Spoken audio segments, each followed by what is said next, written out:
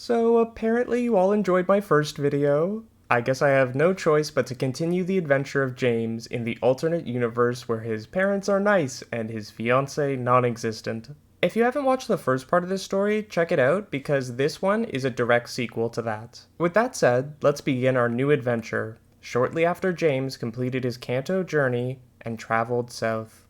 We awake to the beautiful white sandy beaches of the Orange Archipelago. The sun shines brightly, and the salt-splashed rocks from the sea... Wait a minute. This isn't white sand. It's snow. We aren't in the Orange Archipelago at all. This is the snowy village where Jessie grew up. A 10-year-old Jessie recently flunked out of Pokemon Tech, the trainer school near Pewter City. Unsure of what to do next, she had considered heading to Sunnytown to join a biker gang. That was until some random trainer came to check out the school. James had stopped by on his Johto journey to collect 8 badges. After hearing her story and seeing how distraught she was, James convinced Jessie to not give up on her dreams of becoming a Pokemon trainer. Instead of heading to Sunnytown, Jessie instead made the long trek home to her foster family. In the snowy village, she would plan her new adventure to becoming a Pokemon master. And not for her birth mother who abandoned her to chase the legendary Pokemon Mew for Team Rocket, but for herself. This is Jessie's story. But before we begin the story proper, we have one big problem. Where is the snowy village? We can't exactly plan out an adventure if we don't know where it begins, can we? Determining the location for the snowy village was much harder than James's mansion, which I did in my first video. To come up with a theory, let's go through what we know of Jessie's childhood. Jessie was born approximately 5 to 15 years before the start of the Pokemon anime. Her mother, Miyamoto, worked for Team Rocket under Madame Boss, Giovanni's mother, and the organization's current leader. Abandoning her daughter so she could travel to South America, Jessie was left with a foster family in a snowy village, where her adopted mother, though poor, spoiled Jessie with meals made of snow that she called snowgisboards. Jessie eventually left home to pursue numerous careers trying to find success and fame. The exact order of these is unclear, but we know she attempted to go to school for dance, where she fell in love with a coordinator named Aston, who later left for Hoenn. Become a nurse and trained with Chansey, but flunked out. Went to Pokemon Tech to learn to become a trainer, but flunked out. Joined a biker gang where she met James, and went separate ways with James, but eventually reunited with him and met Meowth when they all joined Team Rocket. Now, if you haven't seen my first video, James not being forced to become engaged to Jezebel ended up having a big impact on Jessie's life as well. As I said, at age 10, he met her at Pokemon Tech and convinced her to not join a biker gang and instead return home. Which is located, well, I can't say for sure, but I do have a theory. There's one area that is close to the nurse's school Jessie attended, Pokemon Tech, and is well known for its mountainous, snowy peaks. Mount Silver. Sitting on the border between Kanto and Johto, and only a long snowy hike from many important anime locations, the surrounding smaller peaks of Mount Silver could be the perfect location for Jessie's snowy village. Perfect location or not, Jessie's journey home from Pokemon Tech is not an easy one. It takes her some time to return home, passing through Viridian City and dangerous mountain areas to her remote snowy village. Though exhausted from the journey, her reignited passion for Pokemon has not dulled. Her foster parents welcome her back with open arms, and she tells them that despite failing at Pokemon Tech, she hasn't given up. She intends to do as James did and collect enough badges to compete in the Indigo League Conference. Her parents smile and are happy to see her so enthusiastic, but have some bad news. The Indigo League Conference just ended. "It took me so long to get home that I missed my chance at the league," she says. "Well, you missed your chance at this league," her foster mother tells her. "But if you still want to compete, you'll just have to go elsewhere, to the nearby Johto League. If Jessie can collect 8 badges there, she can participate in the Silver Conference and have her shot at becoming a Pokemon Master." There is another problem though. Jessie doesn't have any Pokemon. Her foster parents surprise Jessie with a gift. A wild Pokemon has been breaking into homes to steal food, so they scrounge together enough money to buy their own Pokemon for protection. Seeing Jessie's passion, they feel that perhaps it would be better for it to go with her, and they give her Ekans. With her first Pokemon, Jessie spends the summer traveling the mountains to train. It takes time for Ekans to warm up to her and for her to get used to battling with a Pokemon of her very own. She travels surrounding landmarks in preparation for her and Ekans' trip to Johto. Though it's of no note to Jessie, one area she trains in will, in several years, be revealed to be the former land of Pokemopolis, and also a contender for my favorite episode of the original anime. During her time training, Jessie finds her way to Mount Hideaway. Here, Jessie and Ekans encounter a giant Onix. She tries to pit her normal-sized snake against the giant rock snake, but it unsurprisingly doesn't go very well. Onix's earthquake is so strong that it damages Ekans' psyche, not just its health bar. Ekans is definitely gonna have nightmares after this. And just as it looks like Jessie and Ekans are done for, out of nowhere, they're saved by a young, very muscular trainer who fights off the Onix with his bare hands. He tells them his name is Bruno and he came here to train before taking the test to become a member of the Elite Four. She asks him why he's training his own body and not just his Pokemon, and he teaches her a valuable lesson. If you want strong Pokemon, you need to be strong yourself. Jessie thanks Bruno for saving her and carries a still shell-shocked Ekans back home. The fateful encounter is a double-edged sword though. It shows Jessie what a true Pokemon trainer looks like, but also just how far she has to go. After a bit of time resting back home, it's finally time to head out to Johto. She's eager to get on the move and begin collecting badges, but her family insists on sending her off in style, with a huge smorgasbord feast. Just as the family enters the dining room to eat, they see all of their delicious snow has already been gobbled up. Lounging back with a nearly full belly is the wild Pokemon that has been sneaking into houses and eating food. It's a Lickitung. "How do you keep getting in here and eating our food?" Jessie's foster father says, but his anger is nothing compared to his daughter's. Jessie is furious that this Lickitung ate her going away meal. She remembers what Bruno said about being as strong as your Pokemon, and just like she did in that alternate universe to a wild Seviper, she beats the Lickitung to a pulp. Probably not exactly what Bruno meant when he gave her that advice. Fainted from Jessie's attack, she throws a Pokeball and catches the wild Lickitung. "You'll pay for that meal by helping me in the Pokemon League," she says. Luckily, the family lives in a village surrounded by snow, so Jessie's mother can put together a replacement meal in no time. After a smorgasbord feast, Jessie is finally ready to head out. With Ekans and Lickitung, Jessie heads down the mountain towards Johto and her first real Pokemon adventure. Jessie finally enters Johto when she passes the borders into Blackthorn City. The beautiful mountainside city is, unbeknownst to Jessie, home to the most powerful gym leader in all of Johto, Claire the Dragon Master. Too eager to get her first badge, Jessie heads straight for the gym. Before she even gets inside though, she's stopped by Claire's two young proteges, Liza and Lance. The two young trainers came to Claire in Blackthorn to learn how to properly raise dragon Pokemon, and one day challenge Claire themselves. Seeing the young, clearly inexperienced trainer walk up to the gym like it's no big deal makes the two laugh. Jessie, not the type to allow someone to look down on her, pushes past them both and enters the gym yelling out, "Claire! My name is Jessie, and I'm here for a battle." Claire, in the gym training a young Dratini, sizes Jessie up immediately. And despite Lance and Liza trying to tell her Jessie isn't even registered, Claire gives Jessie an offer. "Alright little girl, let's battle.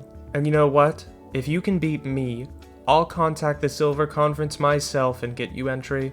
You won't need a single other badge." Jessie accepts and battles Claire's Gyarados with her Ekans. As this is a channel that aims to avoid gratuitous violence that would warrant an R rating, I won't describe the battle in detail. Let's just say Ekans lost faster than Trip in the Virtuous Conference. Loser. Jessie storms off, leaving the gym with Claire chuckling at her in the background. "Come back when your Ekans knows more than rap, little girl." Liza follows Jessie out of the gym, and though she's nearly in tears from how embarrassed and frustrated she is, Liza congratulates her. You know how many trainers are too afraid to even step foot in Blackthorn, let alone challenge Claire? I've never seen anything like it.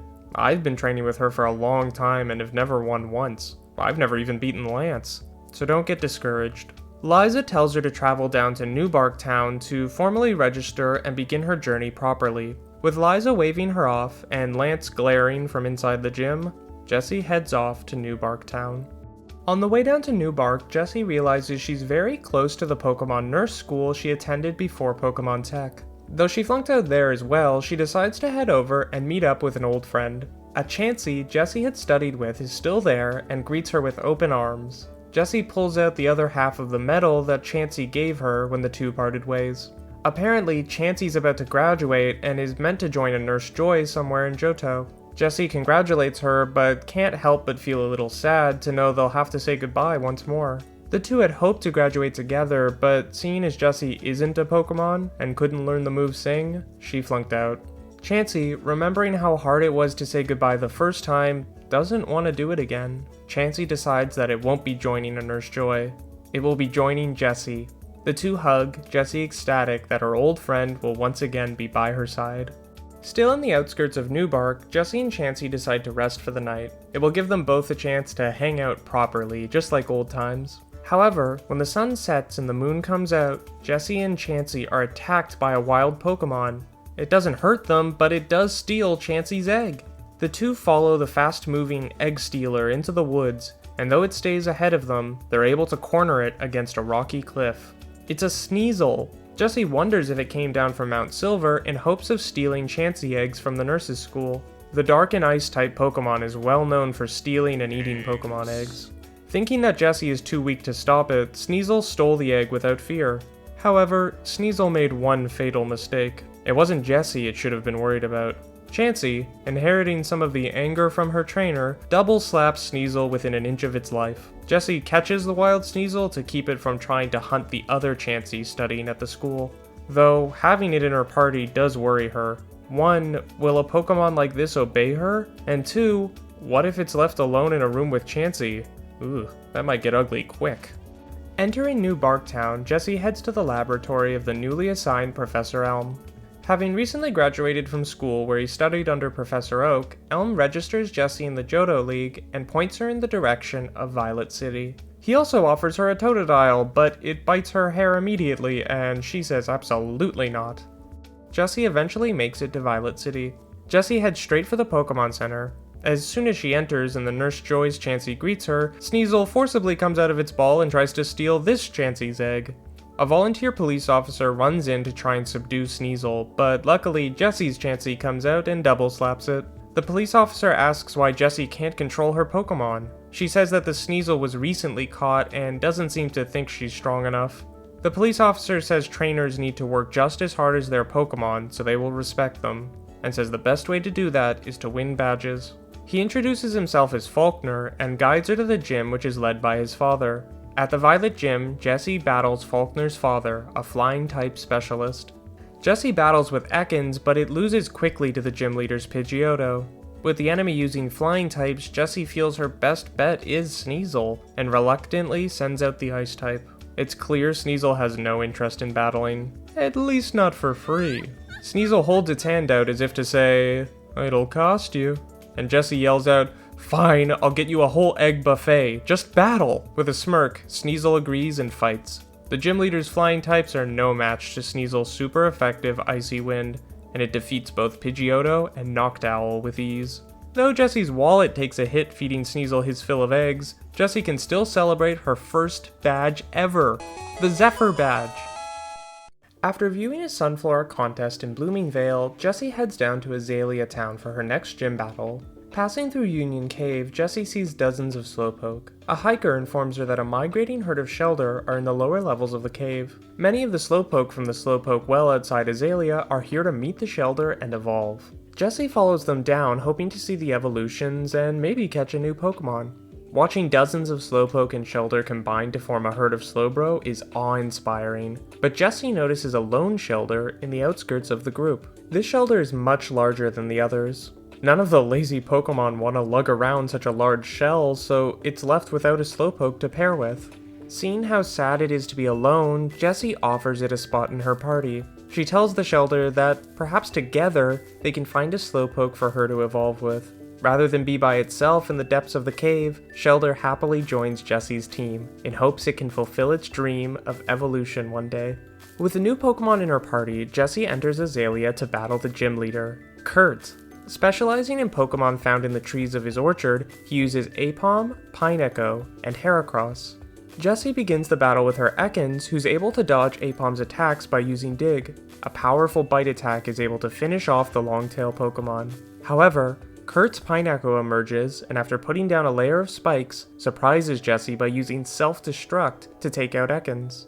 Kurt then sends out his last Pokemon, Heracross, who faces off against Jessie's Lickitung, who seems more interested in the fruit of the orchard, but is ready to battle. However, the normal type, damaged by the spikes, is taken out easily by the fighting type. Jessie's down to her last Pokemon and sends out her newly caught Shellder, knowing Sneasel is a terrible matchup for Heracross, and she doesn't have any eggs on her to bribe him anyway. Shellder is damaged by the spikes, but the large Pokemon's hard shell, empowered using Withdraw, proves too strong for Heracross to punch through. Using a combination of Clamp and Ice Beam, Shellder is just able to take out Kurt's ace. This wins Jessie her second gym battle, and proves that sometimes, size does matter. So size does matter. With the Hive Badge under her belt, Jessie is also given another reward, a Fastball. Kurt says he creates his own Pokeballs, and that this one should be perfect for helping her catch a speedy Pokemon. Passing through Bonitaville, Jessie attends a Pokemon beauty contest. Hoping to learn more about raising Pokemon, Jessie witnesses a young trainer win the contest. Whitney! With her Clefairy, Whitney sweeps the contest, and Jessie meets up with her afterwards. The two chat, bonding over how much they love cute pink Pokemon. After hearing that Jessie is challenging the Johto gym leaders, Whitney tells her she can take Jessie to the nearest gym. Jessie travels with Whitney up to Goldenrod City, where Whitney introduces her to the gym leader, her uncle, Milton. Milton agrees to Jessie's challenge and tells her it will be a 2-on-2 battle. With the promise of a breakfast buffet of eggs, Sneasel faces off against Milton's Tauros. Sneasel's quick speed, mixed with the slowing effects of Icy Wind, allows it to run circles around Tauros. Sneasel wins using a series of powerful feint attacks. However, when Milton sends out his Miltank, not even the speedy Sneasel can dodge the cow Pokemon's rollout attack, and it's taken out. Jessie then sends out Chansey. Her bulk is more than enough to shake off the rollouts, so she and Miltank begin trading double slaps and stomps. But every time one of them takes damage, they're able to heal it off quickly with Soft Boiled and Milk Drink. Neither is giving up an inch of space to the other, and it looks like this is gonna come down to who can one-hit KO the other first. Jessie tells Chansey to use a new move it's been practicing in the off chance Sneasel tries to steal another of her eggs. Just as Miltank is about to unleash a powerful rollout, Chansey tosses an egg at it. Before Miltank can react, the egg explodes. It was an Egg Bomb attack. Miltank is taken out in one hit. With Whitney and Milton congratulating Jessie, she leaves Goldenrod with her third badge, the Plain Badge. Just outside Goldenrod, Jessie comes across a park where a bug catching contest is being held. Excited by the prospect of catching a new Pokemon, she enters. However, the bug Pokemon in this area are quick to run and she can't seem to keep up. One Yanma in particular buzzes around her, teasing her as she wastes Pokeball after Pokeball on it. However, Jessie soon remembers what she won back in Azalea, and throws a fastball at the playful Yanma and... yes! Is able to catch it! However, despite no other trainer being able to catch a Yanma, Jessie only comes in second in the contest. The winner is this kid named Bugsy, who was able to somehow catch a Scyther. Of course a kid named Bugsy won a bug-catching contest, Jessie mutters under her breath. He wins a Sunstone, but Jessie, who comes in second, is given a random evolution stone, a Water Stone. Jessie offers the stone to Shellder, knowing it would make her evolve and become that much stronger, but Shellder refuses. Its dream is to evolve with a Slowpoke like all the other Shellder it grew up with. Jessie understands and stows the stone in her bag. Passing through Akrutique, Jessie heads to the gym, only to find out the gym leader, Morty, is unavailable. He left that morning to stop some rogue Ghastly at Sprout Tower, all the way back at Violet City. Morty's family trains numerous students at the gym, and though he's not available, one of his students is. A young trainer by the name of Karen came to Akrutique to learn about the mysterious ghost types they use. Clearly bored and with nothing to do, she challenges Jessie to a battle. Though her Gengar defeats Jessie's Lickitung with a nightmarish Dream Eater, she complains that the ghost types just aren't doing it for her. She wants to find something darker. She leaves the school, walking right past Jessie with a smirk. Maybe come back when Morty's available. He might be more your speed. Clearly I'm too good for an amateur like you. And too good for this gym. Jessie makes a fist, but holds back her anger. She refuses to let someone get in her head after beating her, just like Claire did back in Blackthorn. Let Karen think whatever she wants. I know I can get stronger, Jessie whispers to herself before leaving the gym. But before she leaves Ecruteak, Jessie stops by an establishment owned by the Kimono Girls family. As Jessie, a fan of theater, watches the beautiful show, Sneasel can smell something even through his Pokeball. He pops out, disturbing the performers, and runs off with Jessie yelling at him from behind. In the woods just next to the theater, Sneasel finds an egg. But it's no ordinary egg. It's massive. Jessie struggles to wrestle the egg out of Sneasel's claws, but luckily Chansey pops out in time to double slap Sneasel and take the egg. Sensing something is alive about this egg, and seeing no potential parents around, Chansey takes it into her pouch to care for, and to keep it away from Sneasel, who's still got a hungry look in his eyes. With Chansey outside of her Pokeball to care for the egg, Jessie and her leave Ecruteak and travel past Remoraid Mountain towards Olivine City. Once in Olivine, Jessie heads straight to the gym to challenge the Johto League's youngest gym leader, Jasmine. As stated by the games and manga, Jasmine at this time was a rock-type specialist who trained Onix. Steel types had yet to be discovered and or fully understood, so no Steelix in this video, I'm afraid. Jasmine tells Jessie this will be a 2-on-2 battle and sends out her first Pokemon, Shuckle. Jessie sends out Shelder. Though Shuckle's defenses are high, its bind attacks do little to Shelder's giant shell, and it soon falls to a water gun attack. But against Jasmine's ace, Onix, Shelder faces an unexpected loss. Onix begins with Sunny Day to weaken Shelder's water attacks, which just seem to bounce off of Onix now. With a powerful tackle and Earthquake, Onix is able to defeat Shelder. Jessie remembers when Bruno saved her from the giant Onix at Mount Hideaway and freezes before the rock Pokemon. Sensing her fear, Ekans immediately comes out of its Pokeball. It remembers losing miserably against the much larger snake Pokemon, and how it wasn't strong enough to protect Jessie then. The fear of that giant Onix's Earthquake still keeps Ekans up at night. Jessie can see the fire in Ekans' eyes, and it seems to dispel all the fear that she had. Jessie whispers to it, "This is our chance to face our fear, Ekans. Today's the day you and I become strong, like I always knew we would."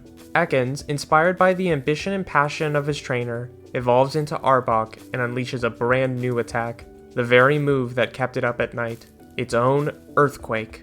When the dust clears, Onix is down and out, and Arbok is victorious. Jessie wins her 4th badge, the Mineral Badge. On the outskirts of Olivine, Jessie and Chansey wait patiently for the ferry to Cianwood, but it doesn't arrive for hours. A sailor tells them of a different ferry that is heading very close to Cianwood that she could take right now. It just pulled in from some island to the south. Jessie decides it's better than waiting around and boards the ferry. The passenger deck is totally empty, except for one other person. James! Jessie yells out to him, and James turns around, only to scream and immediately faint. This makes Meowth, who was by James's side, scream even louder in surprise, but Jessie's able to catch him as he falls. When James finally comes to, he tells her, "Sorry, I thought you were Jezebel again. How are you, Jessie?" "Well, I'm great, but how are you?" "Oh, fine," James says and sits in one of the ferry's benches. "And judging by the lack of a biker gang with you, I'm guessing you're doing well? It's been a while. Long enough for you to compete in the Indigo League, I hear. Tell me everything." "Well, it's a long story, but we do have some time to kill before the next island." James, Meowth, Jessie, and Chansey all get comfy in the ferry as James tells Jessie everything that happened to him after the Indigo League conference.